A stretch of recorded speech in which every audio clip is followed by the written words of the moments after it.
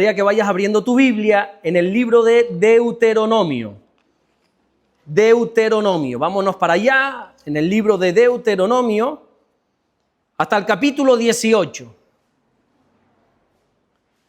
Y a medida que lo vayas encontrando, puedes ir poniéndote en pie. Deuteronomio, capítulo 18.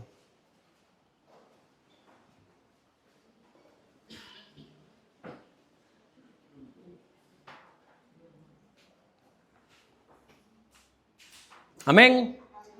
Como siempre decimos, ahí tenemos también la lectura en la pantalla, la podemos seguir por ahí. Nos vamos a ir hasta el versículo 9, que si tú tienes tu Reina Valera, probablemente tengas el título encima del versículo 9, Amonestación contra costumbres paganas. Y dice así la palabra del Señor, Deuteronomio capítulo 18, versículo 9, cuando entres a la tierra que el Señor tu Dios te da, no aprenderás a hacer según las abominaciones de aquellas naciones.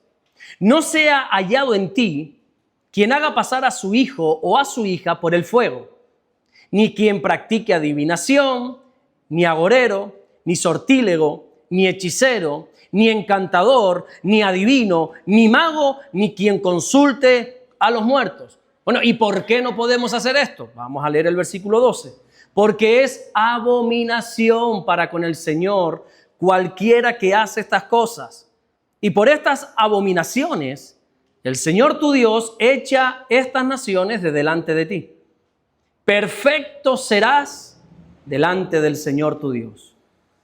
Porque estas naciones que vas a heredar, agoreros y adivinos oyen, mas a ti no te ha permitido esto el Señor tu Dios. Amén.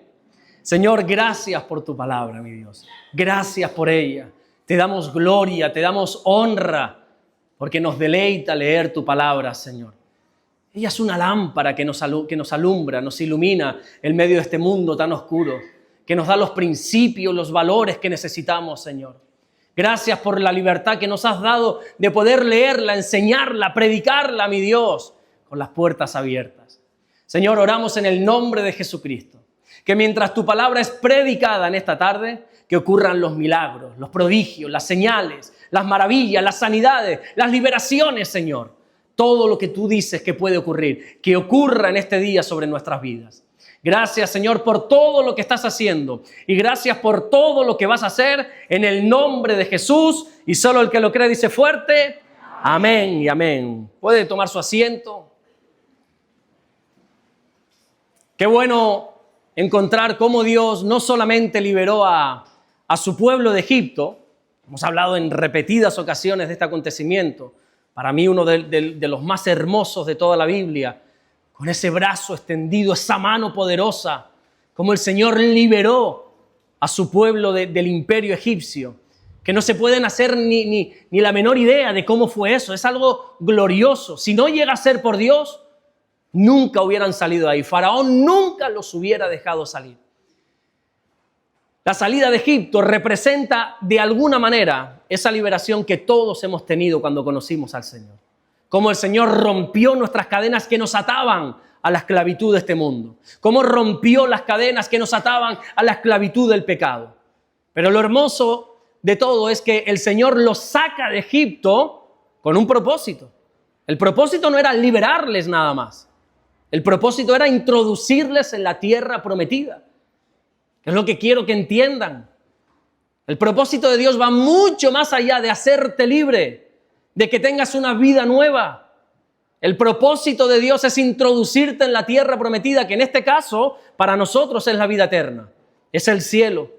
Y ahora estamos en ese peregrinaje hacia la vida eterna, hacia nuestro Canaán, hacia el cielo, que es nuestra vida eterna, es nuestra tierra prometida. Y encontramos a Dios cómo los saca de Egipto, cómo los hace andar por el desierto, y aquel camino que debería haber llevado más o menos un mes, mes y medio, se convierte en 40 años por las malas decisiones de ellos, por la queja. Antes Damaris nos hablaba de la queja, de que muchas veces nos quejamos. En vez de ver la mano de Dios sobre todo lo que nos pasa, somos especialistas en encontrar lo malo, en ver lo malo, ¿verdad? En quejarnos. ¿Cuántos son especialistas en quejarse por todo? Yo tengo ese don, ¿verdad? De ver siempre algo malo. Estoy intentando cambiar. El Señor está haciendo algo bueno en mí. Estoy intentando cambiar eso, ¿verdad? Pero esa gente que podría haber llegado a la tierra prometida, a Canaán, podría haber heredado esta tierra el mes y medio por su cabezonería, porque eran duros de servir, por su queja. Pues entonces tuvieron que tardar 40 años. Y no entraron ellos, entraron la siguiente generación. Todos ellos perecieron en el desierto, salvo Josué, Caleb. Y el resto fue la descendencia que entró. Porque a la tierra prometida no se puede entrar, como decíamos hace tiempo atrás, oliendo a mundo. ¿Te acuerdas de esa expresión que usábamos? Y aquí encontramos a Dios preparando a su pueblo para poder heredar la vida eterna, para poder heredar la tierra prometida. Porque eso es lo que Dios está haciendo con nosotros. Nos saca de Egipto y desde ese momento que Él nos libera de este mundo, nos va preparando para poder heredar el cielo. Y en esa preparación, Dios les empieza a decir muchísimas cosas a su pueblo. Les dice todo lo que tienen que hacer. Les da las directrices a seguir. Yo te he sacado de Egipto, pero ahora tienes que hacer lo que yo te diga. Y le empieza a decir todo lo que tienen que hacer. Hemos visto en otras ocasiones cómo uno de esos mandamientos, uno de esos mandatos es esta palabra que tú has recibido, en este caso a través de Moisés, repítela a tus hijos. Así le dice Dios en el desierto, repite esta palabra a tus hijos por las mañanas, por las tardes, por las noches. Escríbelas en las puertas de tu casa, en los dinteles, en las paredes. Repíteselas mientras vas caminando. Cuando los vas a acostar, repíteles constantemente la palabra de Dios. Y uno dice, bueno, ¿y por qué le tengo que repetir a mis hijos la palabra de Dios? Para que no se olviden que nosotros servimos a un Dios. El problema de esta generación ahora, lo hemos dicho también en unas cuantas veces, no somos nosotros en los que nos pisan los talones, esos pequeños, que muchos están siendo criados por padres que no tienen temor de Dios, por padres ateos. Y el problema no lo tengo yo, el problema lo va a tener mi hija. Cuando sea una adolescente, sea una joven y le quiera predicar el evangelio a una amiguita suya y le diga la sangre de Jesús tiene poder, y esa amiguita le va a decir, ¿y la sangre de quién? ¿De qué sangre me estás hablando? ¿Quién es ese Jesús? Porque nadie le ha repetido la palabra de Dios a ese niño, a esa niña. Pero qué bueno que todavía hay un remanente fiel, que nos congregamos cada semana, que le enseñamos a nuestros hijos la palabra del Señor. ¿Cuántos enseñan la palabra de Dios a sus hijos? Se las recuerdan, la leen con ellos. Les dice también cosas que tienen que hacer. Mira, ustedes ahora tienen que cuidar del extranjero, tienen que cuidar de la viuda, tienen que cuidar del huérfano. Dios les dice esto porque les recuerda que aquí todo es por compasión, por misericordia. De la misma manera que un día Dios te ayudó a ti, ahora tienes que ayudar tú a los demás, les dice Dios. Allí en el desierto, antes de heredar la tierra, acuérdate del extranjero, no lo oprimas. Acuérdate de la viuda, acuérdate también del huérfano. Les dice también que tienen que celebrar las fiestas. Estos son fiestas solemnes para el Señor. La de los tabernáculos, la de la Pascua. Tenían que celebrar el Pentecostés, fiestas sagradas. ¿Y por qué Dios obliga a celebrar las fiestas? Porque todas ellas representan una victoria en el pasado. Y uno tiene que recordar constantemente las victorias que Dios nos ha dado. El salmista dijo, acuérdate de todos sus beneficios. ¿Tú te acuerdas de todo lo que Dios ha hecho por ti? Es una obligación acordarte, gozarte y celebrar las victorias que Dios te ha dado. Y así está Dios durante esos 40 años tratando con el pueblo, diciéndole todo lo que tienen que hacer, pero también les dice lo que no tienen que hacer. Y esto es importante. Todo buen profesor, todo buen maestro sabe que el proceso educativo tiene dos pilares. Por una parte está el pilar de la formación, que es lo que tienen que hacer. Y por otra parte está el pilar de la corrección, que es enseñar lo que no se puede hacer. Y esto es para los niños, para los nuevos creyentes y para toda persona que quiere aprender algo. Se le forma en lo que puede hacer y se le corrige en lo que no puede hacer. Cuando la Biblia habla en Proverbios 22:6, instruye al niño en su camino y aun cuando fuere viejo no se apartará de él, esa palabra instrucción implica tanto enseñar como corregir. Date cuenta que siempre en la educación de los niños, siempre a veces hay más nos que sí, ¿verdad? Aquellos que ahora estamos lidiando con niños pequeños, con adolescentes, ¿cuántas veces les dices que no a tus hijos? Siempre, ¿verdad? Y hay veces que son más no que sí, y uno dice, oye, pero parece que la tengo cogida con el niño, con la niña. No, pero es que hay que decirle que no. Tampoco le digas a todo que no. Uno tiene que ceder también, ¿verdad? Amén, dijo aquel joven, cede mamá, cede papá. Pero tampoco se le puede decir a todo que sí. No es que si no el niño se deprime. No se va a deprimir. Hay que decirle que no a los niños. No. No, pero que no. No, pero es que no. ¿A ti tus hijos también tensan la cuerda contigo? ¿Sí? ¿O solo es mi hija conmigo? ¿También él tensa la cuerda? Hasta que te canse y le dice, mira, haz lo que tú quieras. Eso es lo que quieren. Eso es lo que están buscando. Saben que al tercero, cuarto no, o al quinto no, ya le vas a decir, mira, haz lo que quieras, Rebeca. Pero uno tiene que mantenerse firme y decir, no, porque eso es parte de la educación. No todo no, pero hay que decirle que no. Si tú te vas al Antiguo Testamento, a lo que nosotros conocemos como la Torá, la ley de Dios, los 5 primeros libros de la Biblia, allí encontramos en Éxodo capítulo 20 los 10 mandamientos. Dios resume todo en 10 mandamientos, ¿verdad? Pero si pudiésemos analizarlos bien, nos vamos a encontrar que realmente son 613 mandamientos los que Dios da. Ya te digo, resumidos en 10, ¿vale? Pero a lo largo de toda la ley de Dios hay 613 mandamientos. 248 de esos mandamientos son en tono positivo, son en tono de lo que puedes hacer, en tono de formación. Guardarás el día de reposo, eso es algo que tienes que hacer. Ama al Señor con todo, eso es algo que tienes que hacer. Y cantidad de otras cosas. Honra a tu padre, a tu madre. Eso es un mandamiento de lo que tienes que hacer. Pero resulta que los otros 365 mandamientos están en un tono de corrección, de negación. No hagas esto. No mientas. No robes. No codicies. ¿Te das cuenta cómo hay más nos que sís? ¿Por qué en la educación hay que recalcar tanto el no? No hagas, no toques. No. ¿A ustedes no les pasa? ¿No se sienten identificados con esto? ¿O soy yo el único que estoy todo? No toques, no hagas. ¿Por qué en la educación hay que recalcar tanto lo que no se debe hacer? Porque desde el principio de la creación, el ser humano tiende hacia el mal. Y aquí no hay que explicar mucho porque tú sabes perfectamente que todos tenemos una inclinación hacia el mal. Cada uno de nosotros somos conscientes de esto porque sabemos que nuestros pensamientos tienden siempre hacia el mal. Pero eso no es ahora, eso es desde siempre. La Biblia dice en Génesis capítulo 6, versículo 5, y vio el Señor que la maldad de los hombres era mucha en la tierra y que todo designio de los pensamientos del corazón de ellos era de continuo solamente el mal. Es un pensamiento malo continuamente que o lo controlas o te controla él a ti. Sin darte cuenta empiezas a pensar mal, empiezas a maquinar en tu cabeza. Eso es algo continuo, no hay que pensar, no hay que esforzarse en pensar mal, no, salen solo los pensamientos malos. Y esto es porque desde Adán en adelante el pecado ha deformado la imagen del hombre. Dios formó al hombre a su imagen, a su semejanza, lo creó casi con perfección. Pero de Adán en adelante, cuando Adán peca y todos hemos nacido con la tendencia hacia el pecado, nuestra imagen de Dios se ha deformado y nos hemos como inclinado hacia el mal. El gran problema es que lo malo suele ser más atractivo que lo bueno. ¿Están de acuerdo conmigo? Así, totalmente.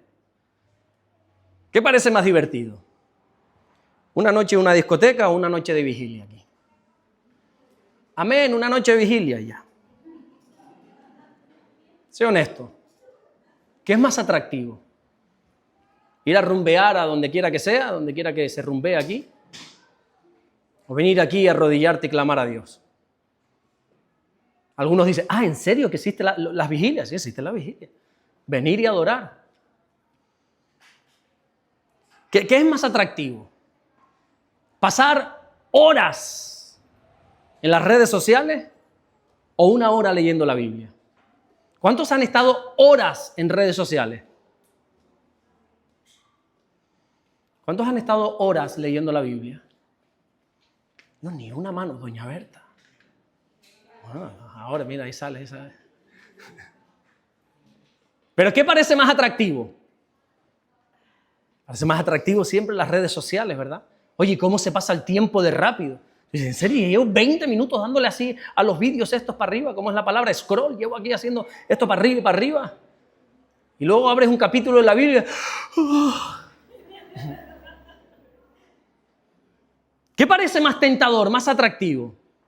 ¿Estar un día con uno, otro día con otro, o un día con una, otro día con otra, o serle fiel a tu esposo y a tu esposa hasta que la muerte te separe? ¿Qué parece más atractivo? Sí, yo sé fiel hasta que la muerte... Yo sé, pero...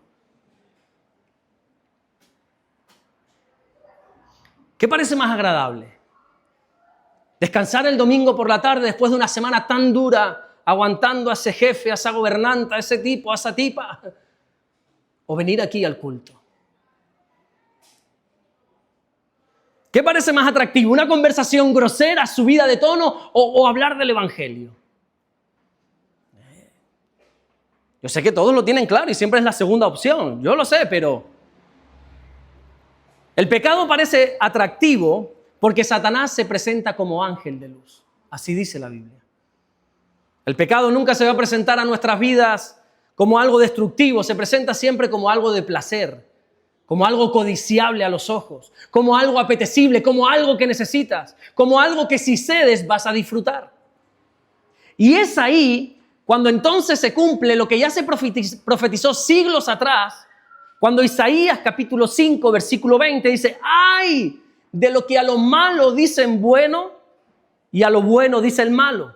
Que hacen de la luz tinieblas, de las tinieblas luz, que ponen lo amargo por dulce y lo dulce por amargo. La gente, el peligro es que la gente haga lo malo pensando que es bueno. Porque si tú haces lo malo diciendo, bueno, esto está malo y en rebeldía lo hago, bueno, pues allá tú y tus consecuencias. Pero Dios pone el grito en el cielo, ese ¡ay! Porque la gente está haciendo lo malo creyendo que es bueno. ¿Y por qué cree que es bueno? Porque Satanás se ha disfrazado de ángel de luz. Y encontramos a un mundo, a una sociedad que el pecado lo está disfrazando como algo bueno. Y hay que aceptarlo, y hay que tolerarlo, y hay que practicarlo. El claro ejemplo de esto lo tenemos en Halloween, ¿verdad?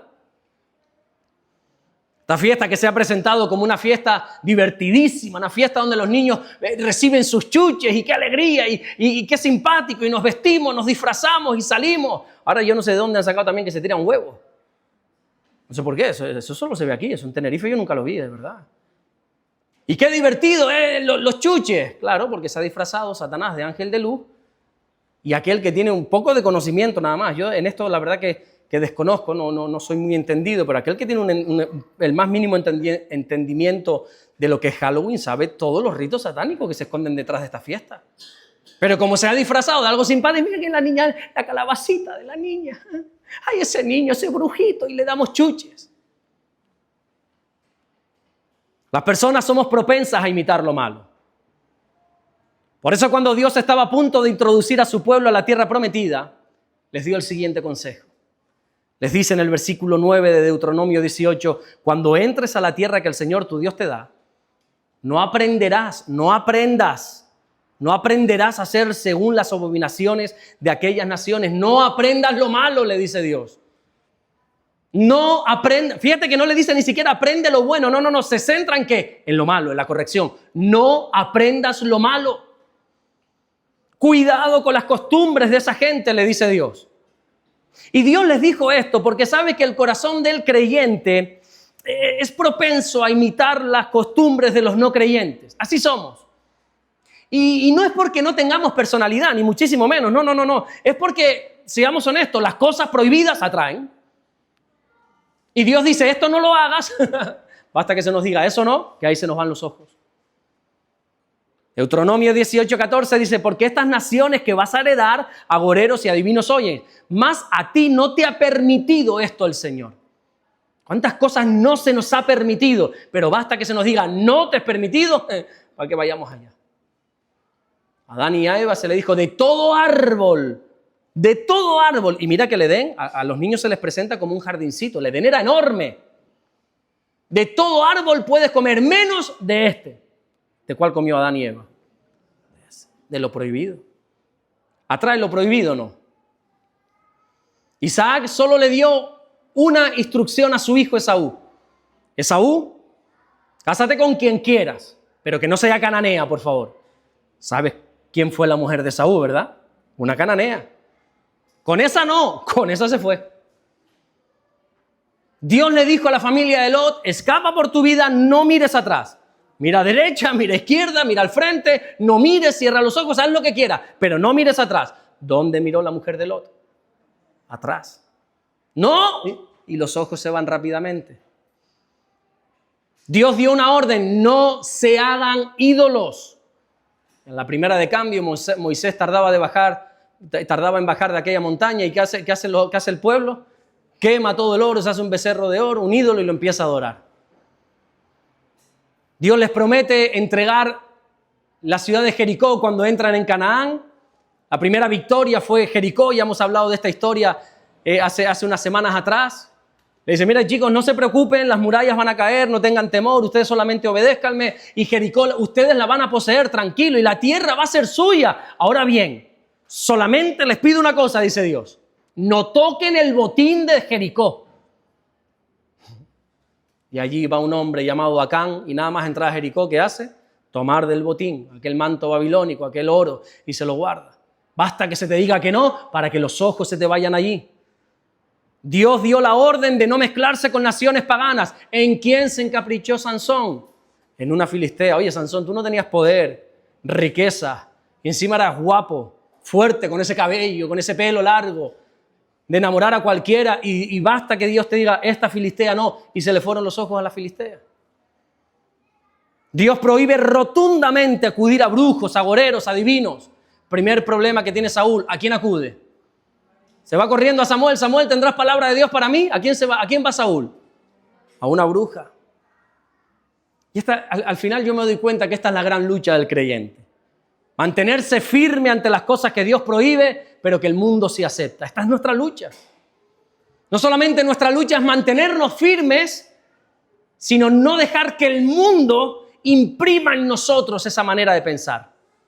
Es una presión constante que los creyentes tenemos. Luchamos no solo con el pecado, sino también con esta sociedad que a todo lo malo lo justifica. Todo lo malo lo defiende. Todo lo malo lo tolera y todo lo malo lo practica. Antes de conquistar Canaán, Dios les prohíbe algo muy claramente. Les dice, mira el versículo 9. A ver si a ti te llama la atención lo que a mí. Cuando entres a la tierra que el Señor tu Dios te da, no aprenderás a hacer según las abominaciones de aquellas naciones. Versículo 10, no sea hallado en ti quien haga pasar a su hijo o a su hija por el fuego. ¿Qué significa eso? Bueno, los habitantes de Canaán, esa tierra que iban a conquistar los hebreos, los que allí moraban tenían una práctica no solamente abominable para Dios, es que esto es demoníaco. Que era que ellos presentaban a sus primeros hijos, a sus primogénitos, a un falso dios llamado Moloc y lo quemaban a su hijo. Creyendo que así, yo sé que es un disparate lo que te estoy diciendo, es una locura, porque de hecho lo es. Pero aquella nación cogía a sus primogénitos y se los daban en ofrenda a ese falso dios llamado Moloc y prendían fuego a sus hijos. Ese dios Moloc estaba representado en una estatua de hierro que siempre estaba naranja de lo caliente que estaba, y allí ponían a sus hijos. Y ellos en su insensatez creían que eso estaba agradando a ese Dios. Esta práctica era abominable para el Señor, era detestable, era repulsivo. Y yo digo, oye, ¿y a quién se le ocurriría quemar a su hijo en el fuego? Esto es algo que es ilógico. Ustedes se imaginan que yo venga esta tarde aquí y en vez de traer cualquier mensaje, el mensaje sea, no quemes a tu hijo. Ustedes dirían, mira, yo creo que ese mensaje, honestamente, está fuera de lugar, no tiene sentido que tú hables de eso. ¿Aquí alguien se está planteando quemar a su hijo? No tiene sentido. Ciertas cosas, decir ciertas cosas no tiene ningún sentido. Pero Dios sabe que cuando tú ves algo de forma continuada y convives con ello, lo acabas normalizando. Yo sé que es una locura eso de no quemes a tu hijo. Yo me imagino al pueblo de Dios diciendo, pero ¿qué locura es esta, Señor? ¿Y cómo me dices esto? Y Dios diciendo, yo sé que ahora es una locura para ti. Pero también sé que cuando estás rodeado de gente que lo practica, puedes acabar normalizándolo. ¿Imaginas que Dios te diga eso? Mi respuesta sería, Señor, pero ¿cómo? ¿Pero qué disparate me estás diciendo? ¿Cómo? Bueno, ya sabes lo que sucedió con el pasar de los años, ¿no? Te lo podrás imaginar. ¿Qué crees que pasó? ¿Alguien sabe? ¿Alguien sabe qué pasó con el pasar de los años? Hubo un rey llamado Acaz, de Israel, que quemó a su hijo. Dice la Biblia en 2 de Reyes 16:3, antes anduvo en el camino de los reyes de Israel y aún hizo pasar por fuego a su hijo. ¿Te das cuenta? Por algo Dios nos avisa, no, yo eso nunca lo voy a hacer. Escucha, que pasaron unos poquitos años, unas cuantas generaciones y ya había un rey que lo estaba haciendo. Y tú dices, bueno, ese fue el rey Acaz, tampoco hay que poner el grito en el cielo porque el disparate de un hombre no nos contagia a todos. Sigue leyendo. Y tan solo unos años después vas a encontrar que ya no era un hombre, ya no era un rey. Era todo un pueblo practicando esto. Todo el reino del norte de Israel haciendo lo mismo. 2 de Reyes 17:17, e hicieron pasar a sus hijos y a sus hijas por el fuego. Pero no fue una generación que simplemente como que se olvidaron de Dios. No, es que pasan los años y encontramos a otro rey llamado Manasés haciendo lo mismo. 2 de Reyes 21:6, y pasó a su hijo por fuego. Porque lo que el pueblo vio como una locura años atrás, al final lo normalizó y lo acabó cometiendo. Hermano mío, el ser humano tiene la capacidad de acostumbrarse a todo, de normalizar absolutamente todo. Para nosotros, por ejemplo, sería impensable, nosotros los canarios, los latinos, sería impensable vivir a 0 grados. ¿Alguien viene de algún país de 0 grados? País de allí del frío, nadie, ¿verdad? ¿Cuánto hacía ahora en la República? ¿Cuánto? 32 grados. Estabas en tu salsa allí, en la temperatura normal. Bueno, no quiero que te imagines vivir a 0 grados. Imagínate vivir a menos 60 grados. Así viven unas personas en Siberia, en Rusia. Hay un lugar donde vive cantidad de personas y viven a menos 60 grados. A mí se me rompió el termo el otro día y he pasado 2 días, pero malos, duchándome con agua fría. No lo soporto. Y el ser humano se acostumbra a menos 60 grados. Hay un desierto en Etiopía donde vive muchísima gente, donde la temperatura media es 55 grados. ¿Te imaginas vivir a 55 grados? Qué incómodo, ¿no? Qué calor. Eso es que se te pega la ropa, que estás sudando todo el rato, y no puedes hacer nada. El agua caliente. ¡Ah! Bueno, pero ellos se han acostumbrado y viven ahí. El ser humano tiene la capacidad de adaptarse a todo, de acostumbrarse a todo. Y aunque ahora sea impensable, con el pasar del tiempo nos acostumbramos a lo que sea. Porque somos vulnerables a las costumbres que nos rodean. Hoy para todos los que estamos aquí es totalmente normal venir a la iglesia y ver una pantalla aquí, con colores que se cambia y versículos para arriba y para abajo. ¿Sabes que esto hace 30 años era un disparate? Si tú hace 30 años metes una pantalla, un proyector en una iglesia, ¿alguien lleva aquí más de 20 años en el Señor? A ver, levante la mano. ¿Más de 30? ¿Da Marisolo? Ah, Ana también. Ah, Ana sí que estaba por ahí. ¿También? ¿Cuántos años llevas en el Señor, Diana? Bueno, pero tú eres de una generación más actual. ¿Te falta por los tobillos?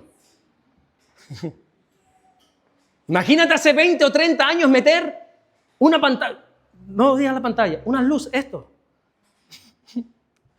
Estas luces que a veces a mí se me guiña el ojo y yo me pongo ahí, yo tengo que cerrar los ojos, no por adoración, sino que yo no puedo. Cuando Freda se pone a mover estas luces y yo la miro, Freda, por favor, para. Por favor, para.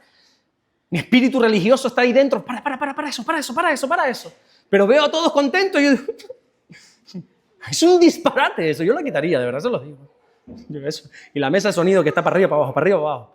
Luces rosas, amarillas, azules. ¿Esto qué es? Y lo vemos normal.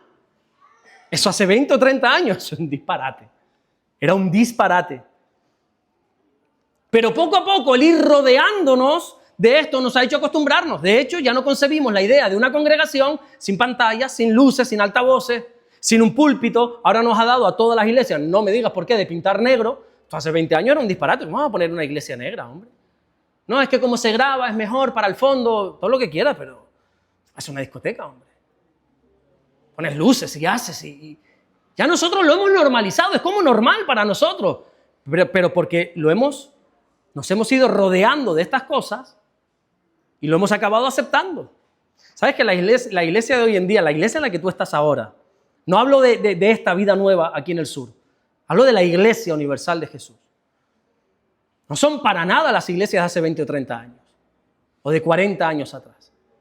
Creo que aquí doña Hilda me va a dar la razón, Damaris, que también lleva 39 años en la iglesia, Isabel, que lleva también alguna década en la iglesia, y aquellos que llevamos un tiempito en la iglesia, sabemos que la iglesia actual no tiene nada que ver con la iglesia de hace unos cuantos años atrás. Y desgraciadamente creo que no hemos ido a mejor. Creo que el listón del pecado lo hemos bajado. Y creo que el listón de la santidad ya lo hemos bajado tanto que está por los suelos. Antes, a la tele, estas que tenemos aquí, nos gozamos y ya una no, 3. Y aquí dentro hay otra. Y ahora queremos quitar esta para ponerla a los niños y aquí poner una mayor. ¿Qué te parece? Antes a esto se le llamaba la caja del diablo. ¿Es o no es? Y en muchas iglesias se prohibía ver la tele. Y eso que en aquella época solo había 2 canales, la primera y la segunda, y no estaba la programación basura que ahora tenemos. ¿Cuántos se criaron en la generación? Voy a mirar a Diana a ver. En la generación de que Disney era del diablo. De que no podías ver Disney porque era del diablo. Y se decía que en Disneyland París había un altar a Satanás. Así se dice. Me estoy inventando algo, corríjanme ustedes, por favor. Y se prohibía ver Disney. ¿Qué película le estás poniendo tú a tus hijos hoy? Antes, la iglesia de hace unas décadas atrás, para fomentar que no se escuchase la música cristiana, nos las inventábamos de cualquier manera y éramos capaces, fíjate la absurdez, éramos capaces de inventarnos de que si le dabas la vuelta a las canciones, si las escuchabas no de aquí para allá, sino de atrás para adelante, decían cosas como unos mensajes subliminales. Y yo, ¿por qué eso está adorando a Satanás? Mira, eso está más que demostrado que eso no sirve para nada, que eso no afecta a tu intelecto, eso no afecta a tu conciencia. Y era ya cosas cogidas con pinza diciendo, es que no. Pero hemos sido criados así en la iglesia. ¿Estoy diciendo alguna mentira a aquellos que tenemos unos cuantos años en la iglesia? Y se nos ponían los audios, escucha los Beatles, lo que dicen, pero si los Beatles están cantando en inglés. No, pero es que si lo pones para atrás en este segundo parece que dice, no parece nada. Y era con el fin de que no se escuchara cierto tipo de música. Antes de hablar a los jóvenes, escucha, Jacob, que esto es importante. Todos los jóvenes, mírenme porque les voy a decir algo que les va a sonar. Antes de empezar una relación con un chico, con una chica, se pedía consejería pastoral. Y se iba al pastor a preguntarle si se podía o no se podía. Hoy en día, a mí nadie me viene.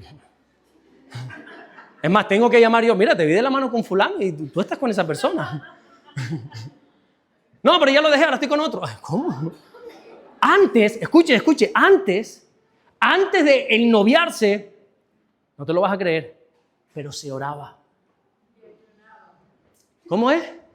Y se ayunaba. Señor, ¿este hombre es para mí? Porque antes, el cristiano de antes sabía que el noviarse era para el casamiento. No era para pasar un buen rato. Y mira, no te estoy hablando de la época de mi abuela, de hace 100 años. Te estoy hablando de la generación de atrás. De la generación, por ejemplo, de Damaris.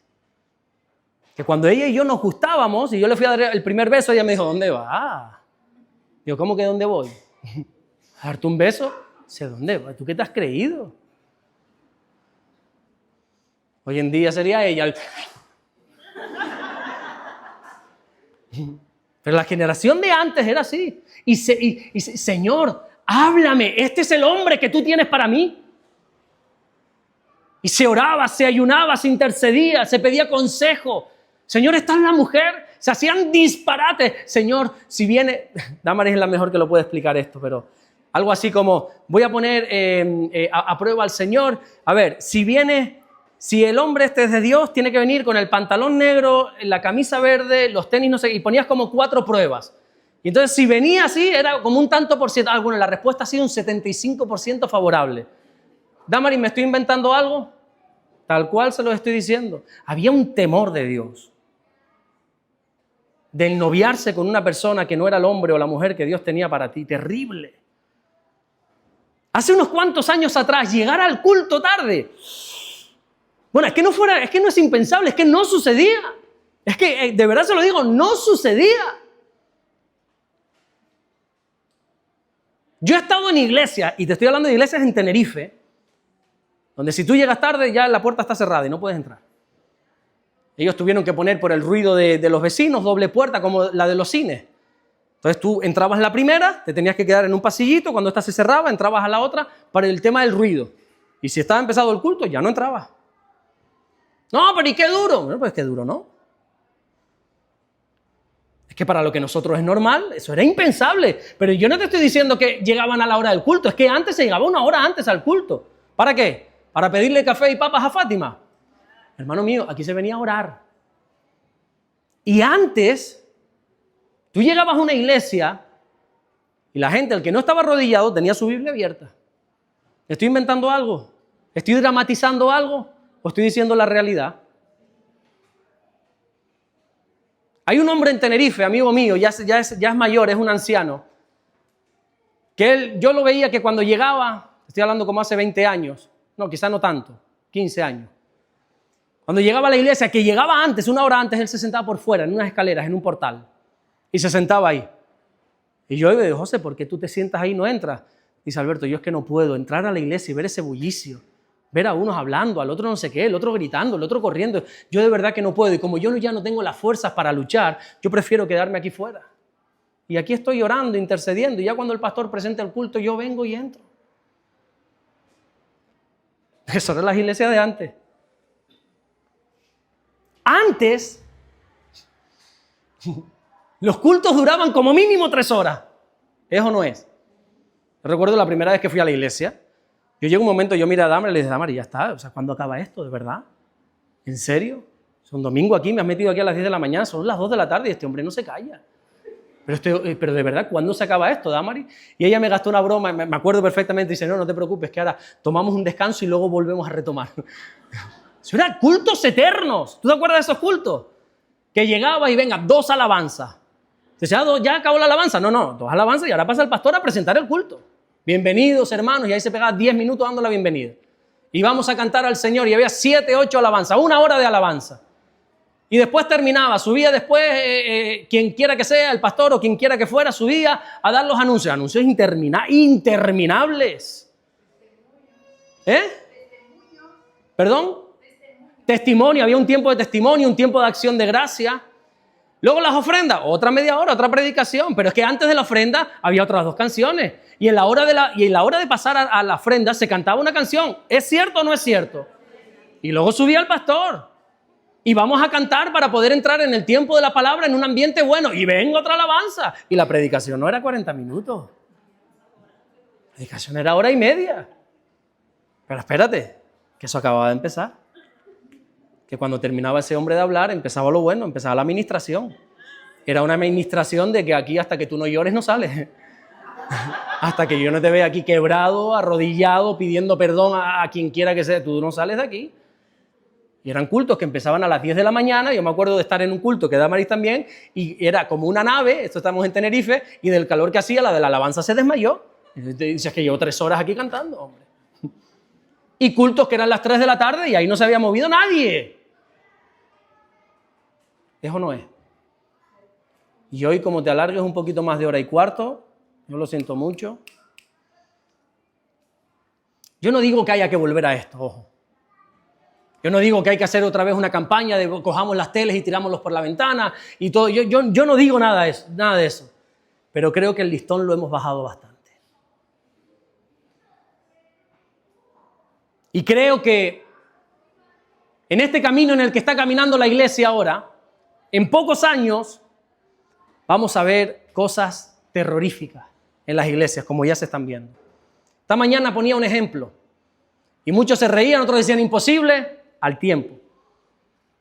Y esto queda grabado y subido en las redes. En poco tiempo, si no lo hay ya, verás aquí a hombres predicando con uñas pintadas y maquillados.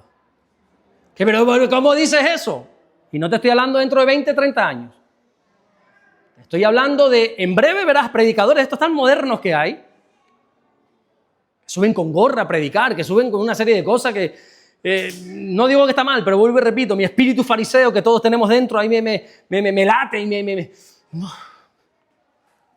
En breve, acuérdate lo que te digo.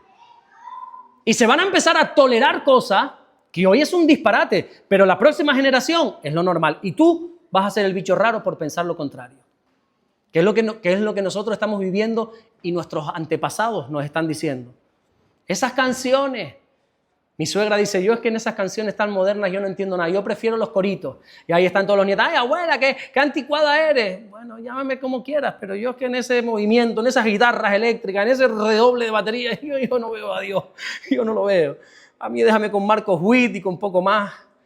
Y con esos coritos que eran 2 frases y cómo se adoraba al Señor, ¿verdad? Como sigamos bajando el listón, ya te digo yo lo que nos espera. ¿Crees que es un disparate lo que estoy diciendo, verdad? Esto ya pasó en la iglesia. Pasó en la iglesia del apóstol Pablo, una iglesia de Corinto, donde un pecado que Pablo dijo, madre mía, yo esto no lo he visto ni en el mundo. Y Pablo le tocó vivir en la cultura griega, La cultura griega eso era precoz, eso era abominable, cosas terribles. Y Pablo dice, mira, yo lo que he visto aquí en esta iglesia, yo no lo he visto ni en el mundo, dice Pablo. ¿Por qué? Porque estoy viendo aquí a uno que no es que esté en fornicación con una, no, es que esa una es su madrastra. A mí me da hasta reparo hablar de esto, cuando hay niños aquí me da reparo, pero es que eso lo dice la Biblia. En 1 Corintios 5:1 dice, de cierto se oye que hay entre vosotros fornicación, y tal fornicación cual ni aún se nombra entre los gentiles. Tanto que alguno tiene la mujer de su padre. Pero Pablo se asusta no tanto por el pecado, sino por la reacción de la iglesia. Dice, vosotros estáis envanecidos. Vosotros estáis orgullosos de que esto suceda. No es que no lo habéis condenado, no es que no lo habéis señalado, es que estáis contentos, orgullosos de que eso forme parte de la congregación, dice Pablo. ¿No deberíais más bien haberos lamentado para que fuese quitado del medio de vosotros el que cometió tal acción? Fíjate, en vez de exhortar a este hombre y decirle no, la iglesia dice, hombre, pero cada uno se acuesta con quien quiera. No, mi hermano, sí, cada uno se acuesta con quien quiera. Pero en la iglesia no. En la iglesia no. Yo sé que alguno está pensando ahora, pero ¿y este hombre? ¿Pero de qué va? ¿Te das cuenta cómo hemos bajado el listón? Lo hemos bajado a tal grado de que yo soy el raro quizá por pensar así. Gracias que Pablo se metió, porque si no, esto se normaliza. El pecado tiene la capacidad de normalizarse. Cuando convivimos mucho con gente que toma ciertas decisiones, que peca, lo que hoy dice, mañana dice, bueno, tampoco. Al final todo el mundo lo hace. Y yo veo que aquel lo hace y no le va tan mal. Yo veo que aquella practica eso y honestamente le va mejor que a muchos de ustedes. Eso es lo que hace el pecado. Lo normalizamos. El pecado, si no nos arrepentimos, tiene el poder de endurecer nuestro corazón, de cauterizar nuestra conciencia. Pablo le dice a Timoteo en el capítulo 4, versículo 1, pero el Espíritu dice claramente que en los postreros tiempos, ¿qué son los postreros tiempos? Los tiempos que tú y yo estamos viviendo. Pero el Espíritu dice claramente, si hay un mensaje claro por parte del Espíritu Santo para la iglesia de hoy, es este. El Espíritu dice claramente en los postreros tiempos, algunos apostatarán de la fe, escuchando a espíritus engañadores, a doctrina de demonios, por la hipocresía de mentirosos que, teniendo cauterizada la conciencia, y continúa diciendo. Pablo advierte, a través del Espíritu, que muchos apostatarán. Apostatar significa negar de Dios, renunciar públicamente. Aquí todos los domingos hacemos la invitación a declarar públicamente que Jesús es tu Señor. Apostatar es todo lo contrario. Decir públicamente que Jesús no es tu Señor. Qué disparate, ¿no? En los postreros tiempos habrá mucha gente apostatando de la fe, negando la fe, negarán a Cristo. ¿Por qué? Porque tienen una conciencia cauterizada. ¿Sabes lo que es cauterizada? ¿Sabes lo que es una mente, una conciencia cauterizada? Te lo leo en la Nueva Versión Internacional y lo vas a entender a las mil maravillas. 1 Timoteo 4:2, tales enseñanzas provienen de embusteros hipócritas que tienen la conciencia encallecida. Se ha endurecido, se ha encallecido. El cuerpo, tú sabes que es sabio, ¿verdad? Y el cuerpo, cuando recibe golpes, cuando recibe daño, se encallece. ¿Sabes, por ejemplo, que las personas con diabetes, de tanto pincharse, se les crea dureza, ¿verdad? Porque hay gente que se pincha todos los días y varias veces. Tienen que ir cambiando de sitio. Ya no me puedo pinchar tanto aquí, ahora es aquí. ¿Por qué? Porque aquí ya no entra ni la aguja de lo duro que está, de las durezas. ¿Y por qué tienes dureza? Porque el cuerpo ha recibido tantos pinchazos ahí que se ha autoprotegido y ha creado un callo. Muchas de ustedes, ¿cómo tienen los pies? ¿Cómo tienen los pies? Ese dedo pequeño ya lo tienes ya que, pobrecito, rojo encarnado ahí, con tal de ponerte esos tacones. Y te hacen tanto daño, pero no me los pienso quitar porque me hacen una imagen. El cuerpo dice, bueno, yo me tengo que proteger, yo este daño no lo aguanto y se endurece. Es que no pasa solamente en el cuerpo, pasa también en la mente. Hay algo que se denomina desensibilización emocional, que es como un mecanismo de defensa del cerebro que se activa cuando alguien ha sufrido bastante, ha vivido cosas extremas, mucha violencia. Esto le pasa mucho, por ejemplo, a los soldados que han venido de una guerra, han visto mucha muerte, mucha sangre, muchas cosas que no se podrían ni nombrar aquí, y han visto tanto que ya su cerebro, te lo voy a decir en palabras más llanas, más sencillas, ha desconectado una parte emocional del cerebro para poder seguir viviendo, se ha autoprotegido. Por eso tú ves a esos soldados que no lloran, que son duros, que parece que no tienen sentimiento. No es que no tengan sentimiento, es que tienen una mente encallecida. Su cerebro se ha tenido que adaptar, que proteger de todo lo que han visto. Y Pablo, el mensaje que nos da es que no solamente pasa en lo físico, no solamente pasa en la mente, sino que también sucede en lo espiritual. El versículo 2, teniendo cauterizada, encallecida la conciencia. Cuando un creyente peca, el Espíritu Santo reacciona inmediatamente tratando de convencerle y de llevarle a un arrepentimiento. El Espíritu Santo nos inquieta, nos hace sentir incómodos hasta que vayamos y nos arrepintamos. ¿A cuántos después de pecar el Espíritu Santo ha traído ese redarguir de pecado, esa convicción de pecado? Y el Espíritu Santo dentro de ti te lleva y te inquieta y te molesta y te trata de convencer. Y no hay nadie que te está diciendo que eso que estás haciendo es malo, pero algo dentro de ti que no es la voz de la conciencia, es el Espíritu Santo diciéndote eso está mal, eso no agrada a Dios. Y tú dices, pero ¿y esto de dónde ha salido? ¿Ustedes no sienten eso? ¿Ustedes no sienten esa convicción que llegan a decir incluso lo que dijo Pablo, pero ¿quién me va a librar de este cuerpo de muerte?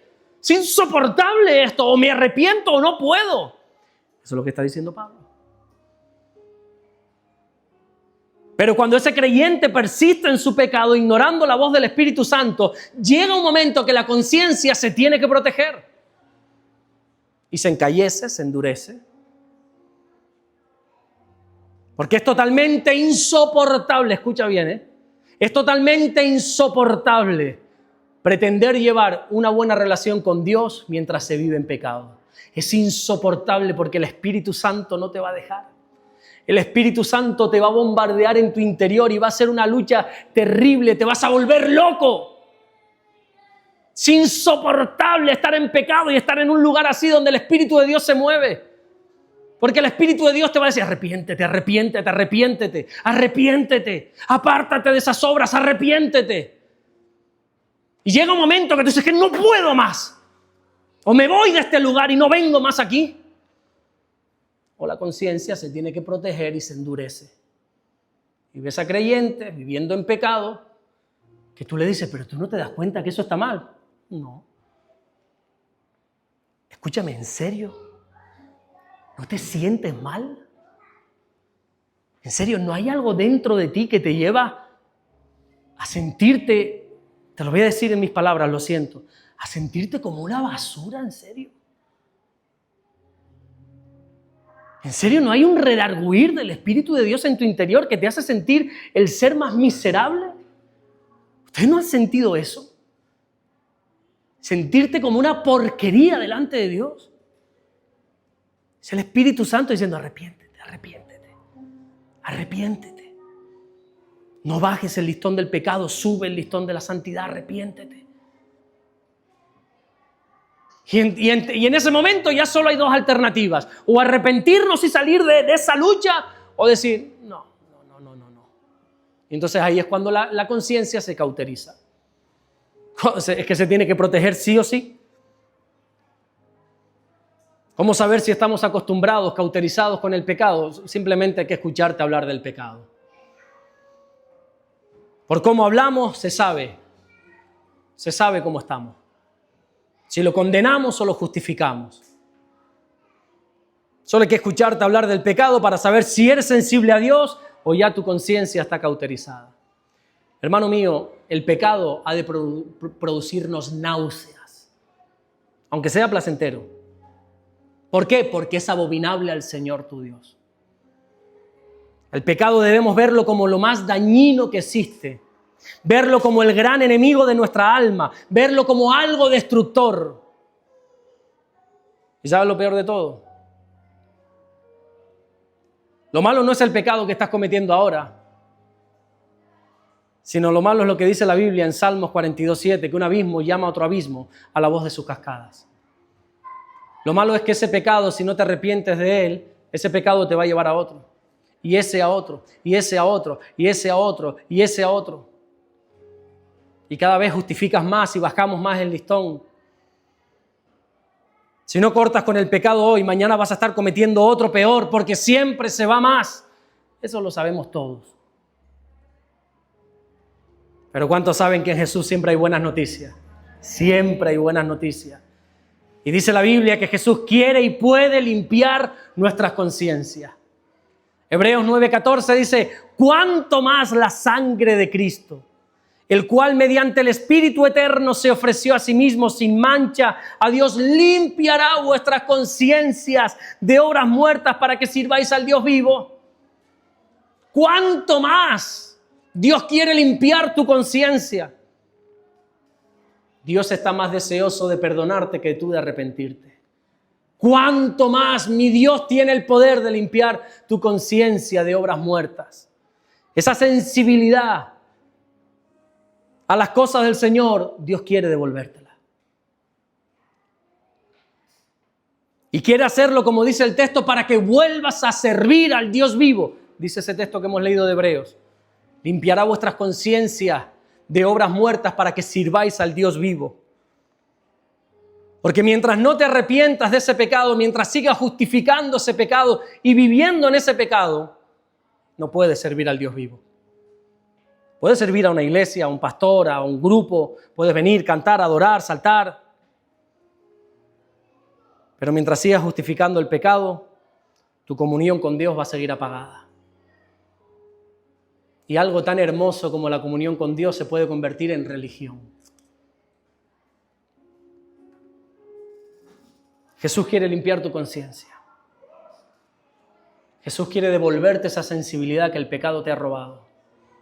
Jesús quiere volver a hacer arder en ti, en tu corazón, ese fuego que antes ardía y que se ha perdido. Jesús quiere que vuelvas a levantar ese listón del pecado, que a lo malo le llames malo y que a lo bueno le llames bueno. Y me da igual lo que diga mi familia, lo que está mal, está mal. Y me da igual lo que digan mis compañeros de trabajo, lo que está mal, está mal. Y me da igual lo que diga absolutamente todo el mundo. Si este libro sagrado me dice a mí que algo es pecado, es pecado. Y me da igual que esta sociedad lo apruebe, lo tolere, lo practique y me obligue incluso a practicarlo. Me da lo mismo. Mi Dios limpia mi conciencia de obras muertas. Y me hace recordar que lo malo es malo. Te invito a que dejes que la sangre de Jesús a través del arrepentimiento pueda limpiarte en esta tarde. Cierra tus ojos. Cierra tus ojos ahí donde estás. Y deja que la sangre de Jesús pueda limpiar tu conciencia. Esto nos está hablando aquí de arrepentimiento. De lo que nos está hablando aquí es de que te arrepientas. Ese mensaje tan impopular, tan poco atractivo, tan atrayente, es el que te estoy trayendo en esta tarde, que te arrepientas de tus pecados, que le pidas perdón al Señor, a ese Señor que está deseoso de limpiar tu conciencia, a ese Jesús que está deseoso de perdonarte. Arrepiéntete de tus pecados, No sigas caminando en Él, no sigas justificándolo, no sigas haciendo como que no pasa nada. Arrepiéntete de tus pecados. Pídele perdón al Señor. Todos tenemos algo por lo cual pedirle perdón al Señor y creo que es la mejor oportunidad en este momento de hacerlo. Me gustaría que cierres tus ojos, inclines tu rostro y hables con Dios. Le puedas pedir perdón al Señor. De todas esas obras muertas, pídele perdón al Señor.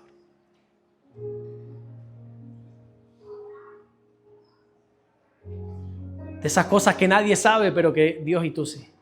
Pídele perdón al Señor. Sé libre de la culpa. Pídele perdón al Señor. Si tú abres tus labios en esta noche y te arrepientes, cuánto más el Señor limpiará tu conciencia. Cuánto más te perdonará. Pídele perdón al Señor. Rindámonos delante de Él. Te voy a decir una palabra que no te va a gustar. Humillémonos delante del Señor. Humillémonos bajo la poderosa mano del Señor en esta noche. Quebranta tu corazón. Humíllate ante Él, reconociendo tu pecado.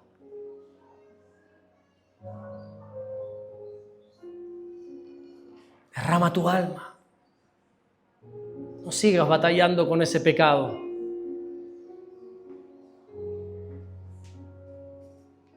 No sigas batallando con eso.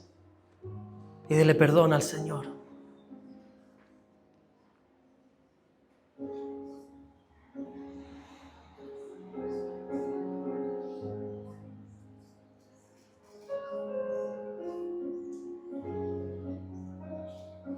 Gracias, Señor.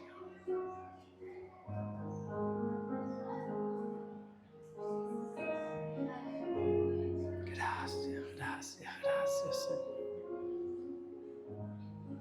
Es a ti a quien adoramos, Señor.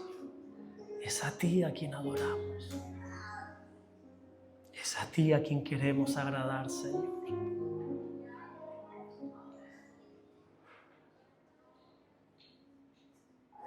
Señor, nos arrepentimos de todas esas obras muertas. Nos arrepentimos de todos esos pecados cometidos, Señor. Perdónanos. Perdónanos, Señor. En esta noche, Señor, nos rendimos, nos humillamos delante de ti. Mi pecado está delante de ti, Señor. Perdóname. Perdóname, Señor. Y tú que eres fiel y justo, sé que no solamente me vas a perdonar, sino que vas a limpiar toda nuestra maldad.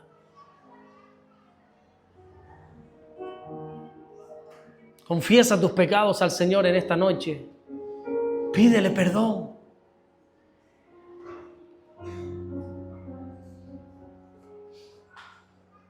Arrepiéntete porque el reino de los cielos está cerca de ti.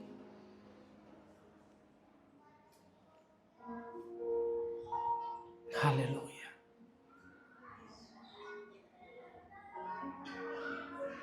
Qué hermosa es tu presencia, Señor. Qué hermosa es tu presencia, mi Dios.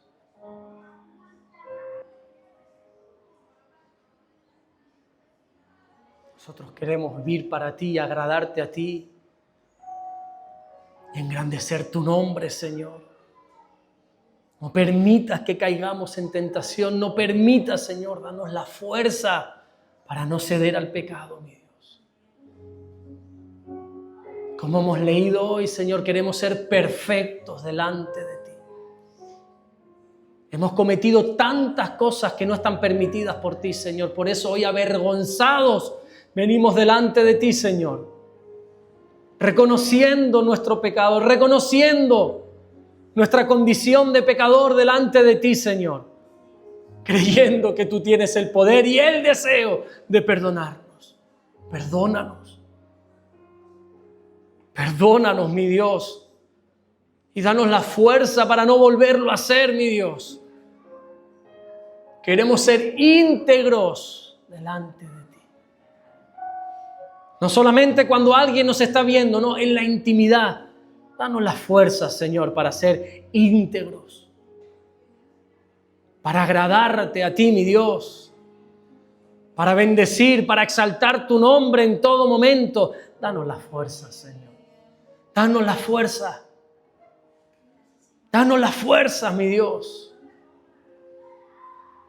Para poder discernir cuándo es el enemigo disfrazado de luz que se presenta delante de nosotros.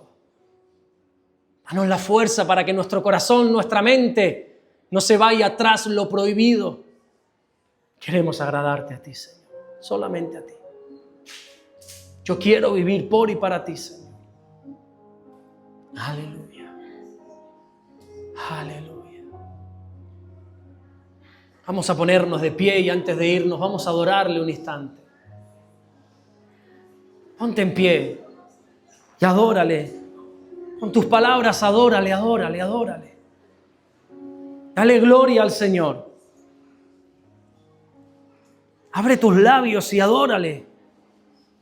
Aunque no tengas ganas, aunque no tengas fuerza, aunque ni siquiera haya deseo en ti de hacerlo, te invito, te desafío, abre tus labios y adórale. Y vas a ver lo que es libertad. Te adoramos, te adoramos, te adoramos. Qué bueno es adorarte, Señor. Qué bueno es exaltar tu nombre. Qué bien se siente cuando te adoro, Señor. Levanto mis manos delante de ti, bendigo tu nombre hoy y por siempre. Yo te bendigo, mi Dios. Quiero darte gloria, quiero darte honra. Porque tú eres bueno, tú has sido bueno conmigo. Has sido bueno. Díselo con tus palabras. Si ha sido bueno el Señor contigo, díselo. Díselo, no te olvides de ninguno de sus beneficios. Díselo. Dile, tú has sido bueno, Señor. Has sido bueno en mi casa. Has sido bueno con mis hijos, en mi matrimonio.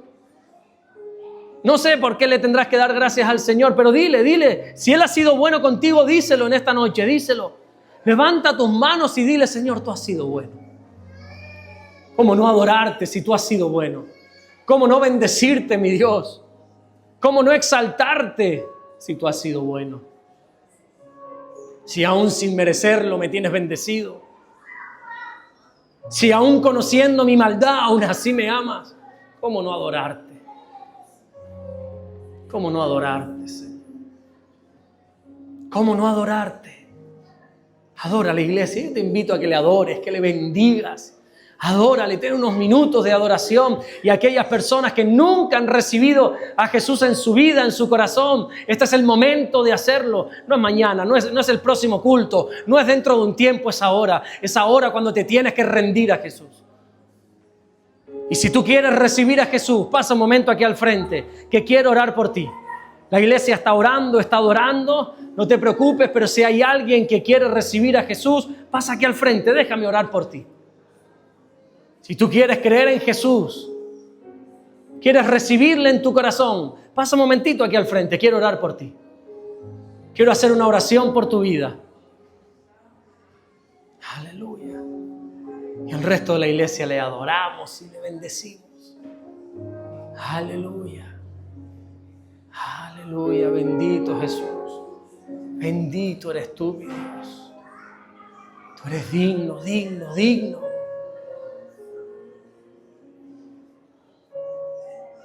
Digno.